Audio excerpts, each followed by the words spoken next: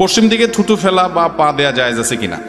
পশ্চিম দিকে থুতু ফেলার ব্যাপারে ইবনে হিব্বান, মুসাদরাকে হাকিম সব বিভিন্ন হাদিসের কিতাবে একটা হাদিস আছে, মান তাফালা তুজাহাল কিবলা জাআল ইয়াউমাল কিয়ামাতি ওয়া শাক্কুহু মাইল আও কামা ক্বালা আলাইহিস সালাম। যে ব্যক্তি কিবলার দিকে থুতু ফেলবে, পশ্চিম বলে কোনো কথা নাই, কিবলা যেদিকে থাকে, আমাদের জন্য কিবলা পশ্চিম, পশ্চিম দিকে বা কিবলার দিকে যে থুতু ফেলবে, কিয়ামতের দিন কোন কোন বর্ণনায় আসছে অতাফালাতুহু মা বাইনা আইনাই, যে তার থুতু কপালে নিয়ে এসে উঠবে, অর্থাৎ এটা গুনাহের কথা।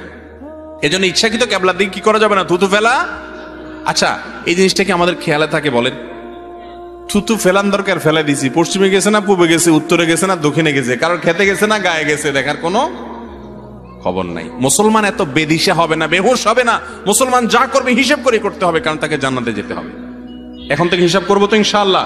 এটা গুনাহের কথা, এই গুনাহটা অনেকে জানে না। যে কোনো দিকে থুতু ফেলে দেয়, আগে ফেলেছেন সেজন্য আল্লাহর কাছে মাপ চাইবেন, সামনে যেন আর এটা না হয়।